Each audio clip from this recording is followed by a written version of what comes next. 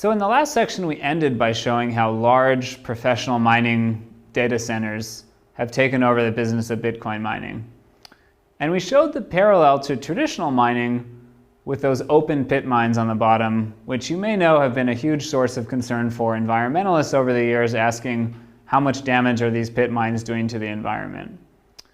Now, Bitcoin is not quite at that level yet, but as I said, it is a very difficult computation with a lot of large players interested in competing now, and it is starting to use a significant amount of energy, which has become a topic of discussion.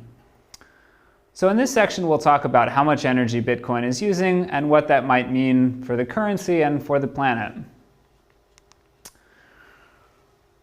So to start with, we'll talk about why computation inherently requires some energy. So there's a principle developed by Rolf Landauer in the 1960s that any non-reversible computation must use a minimum amount of energy. So this is derived from basic physics. And we're not going to go through the derivation here, except to say that every time you flip one bit in a non-reversible computation, there's a minimum number of joules that you have to use. And of course, if you remember some fundamental theorems of physics, energy is never destroyed, it's only converted from one form into another. In the case of computation, it's mostly that energy is transformed from electricity, which is very high-grade energy, into heat, which is dissipated into the environment. Now, of course, SHA-256, being a hash function, which is the basis of Bitcoin, is not a reversible computation. And if you remember all the way back to lecture 1, this was a basic requirement of hash functions that they're not reversible. So since I told you that any non-reversible computation has to use some energy, and SHA-256 is not reversible, energy consumption is an inevitable fact of doing Bitcoin mining. And it is worth saying that the limits provided by Landauer's principle are far, far below the amount of electricity that's being used today, by over a factor of 1,000. So we're nowhere close to the theoretical optimum efficiency of computing. But even if we did get to the theoretical optimum, we would still be using some energy to perform Bitcoin mining. So why does Bitcoin mining require energy? There are 3 steps in the process that require energy. First, you have to manufacture your Bitcoin mining equipment. So that requires both physical mining, digging up things out of the ground, especially rare earth metals and copper that go into integrated circuits. And then you have to manufacture it into a Bitcoin mining ASIC. So it takes a lot of energy to run fabs and to tune out chips.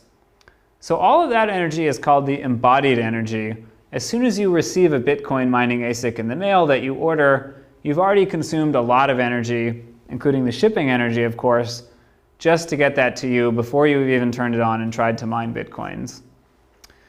Then you'll plug it into the wall and turn it on.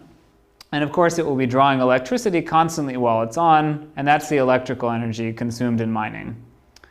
And that's a step that, no matter what happens, has to be consumed because of Landauer's principle. So hopefully, over time, the embodied energy will go down as less and less new capacity comes online.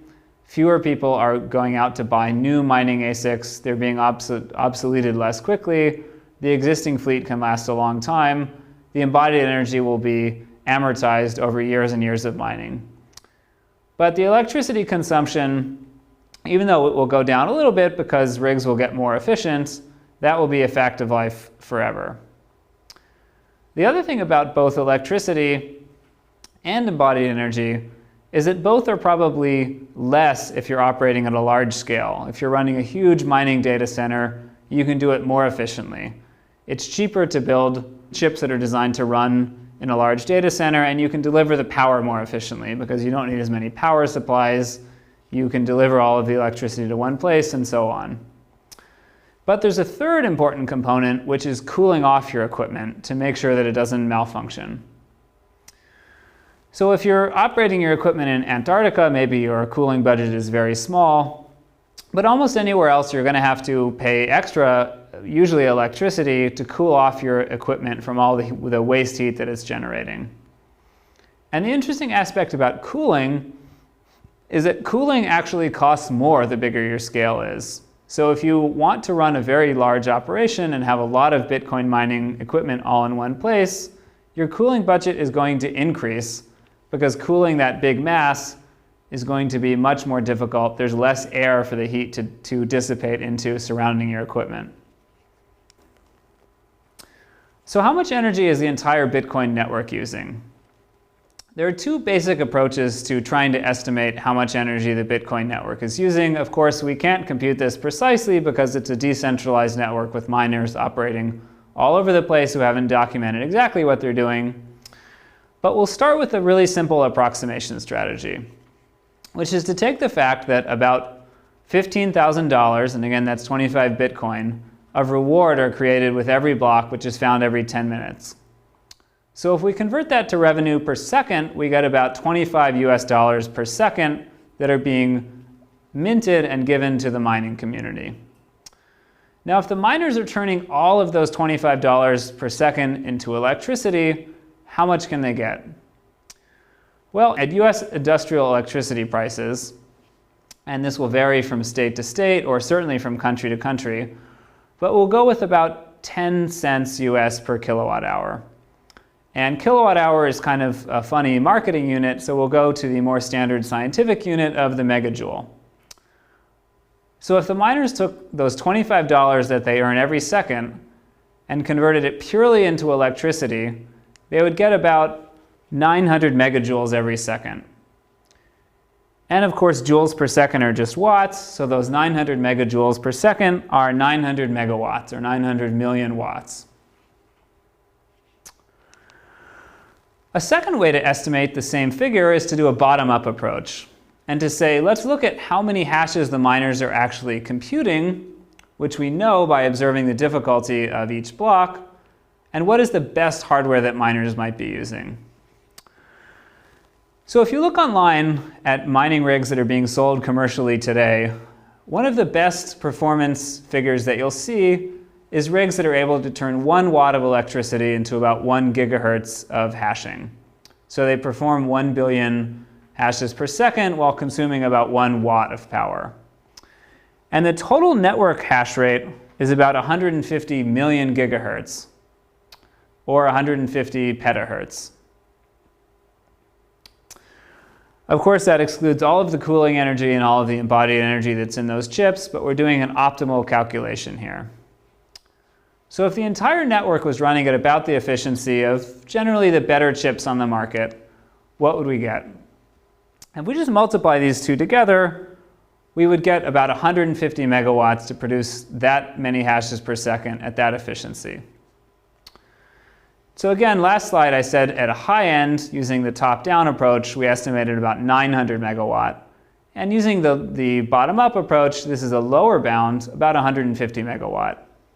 So maybe for the whole network today, somewhere between 100 megawatts and a gigawatt of electricity are being consumed.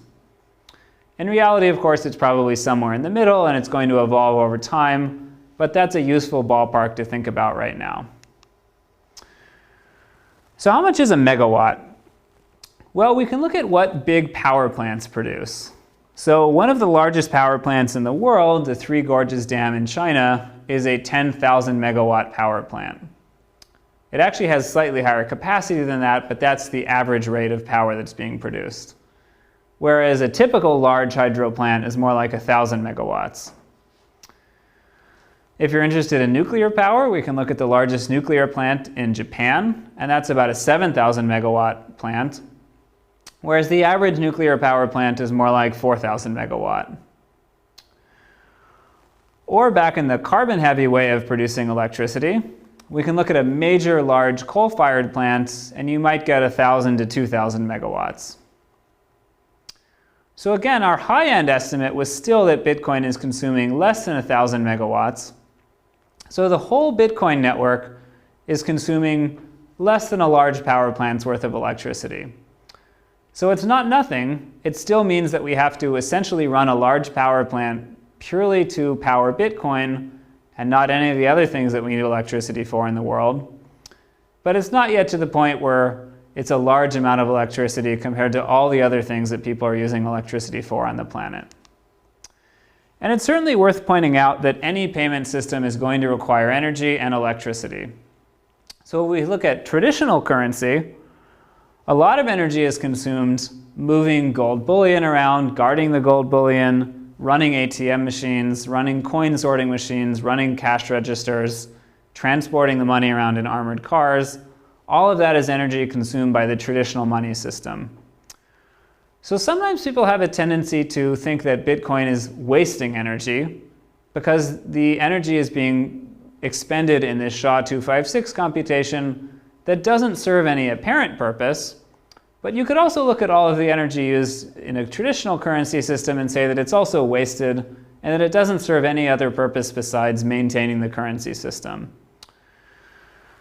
So that's a really important disclaimer, I think, that just because Bitcoin uses electricity, it's not necessarily wasted. If Bitcoin is a useful currency system, then the electricity is essentially being used for that purpose. But we still might think, is there something better that we could do with this electricity, rather than just heating up air which is sent off into the atmosphere? And one pretty interesting idea is, what if we tried to capture the heat that we're turning that electricity used in Bitcoin mining and use it for practical purposes? So this is called the data furnaces model. And the basic idea is that you would go down to your local hardware store, and instead of buying a traditional electric heater to heat your home or to heat water in your home, you would buy a Bitcoin mining rig that you would plug in both to the electricity outlet and also to your internet connection. And your heater would essentially be doing Bitcoin mining and using the heat produced as a byproduct of that computation to heat your water or to heat your home, which is hopefully useful. And it turns out that the efficiency of doing this isn't actually that much worse than just buying an electric heater. So this seems to be a great idea, and maybe it's a promising avenue to explore for the future. There's a couple of challenges here. For one, electric heaters are still much less efficient than gas heaters. So if you're in a really cold climate where people really need heat, hopefully they'll have gas heating in their home anyway. It's also not clear what the ownership model is here. If you buy the Bitcoin data furnace, do you own the Bitcoin mining rewards that you get? Or does the company that sold them to you? Most people don't have any interest in Bitcoin mining and probably never will, so it might make more sense to buy this as an appliance and have the company that sold it to you keep the rewards. And then there's the really basic question of what happens if everybody turns off their Bitcoin mining rig in summer? Will the capacity of the Bitcoin network go way down seasonally based on how much heat people need? Will it go way down on days that happen to be warmer than average? This would be really interesting if the data furnace model actually caught on. So a couple of open questions related to Bitcoin's energy consumption. Does the fact that Bitcoin provides such a good way to turn electricity into cash mean that countries that have strong electricity subsidies will have to rethink that model? So right now in many countries around the world, the government actually subsidizes electricity, particularly industrial electricity. And one of the reasons they do so is to try and encourage industry to be located in their country as opposed to other countries. Now, if one of the main things that Bitcoin miners need to be successful is cheap energy, and you can mine Bitcoins basically anywhere, it may not be stable to have countries subsidizing electricity heavily, because all that will mean is that you're paying for a lot of Bitcoin miners to move into your country. There's also the interesting question of, will the fact that you can turn electricity into money easily with Bitcoin mean that people have to start guarding their power outlets, particularly around universities and corporations, large buildings with a lot of power outlets? Will they need security cameras to make sure that employees or students aren't trying to mine Bitcoins by plugging into unmonitored power outlets and just letting them run? And you might ask, would we be better off if we didn't have this electricity consumption? Could we make a currency that didn't have proof of work and didn't have to use so much electricity? And again, I'm not going to talk about that directly today, but that's going to be a topic that we'll talk about quite a bit in our future lecture on alternative mining.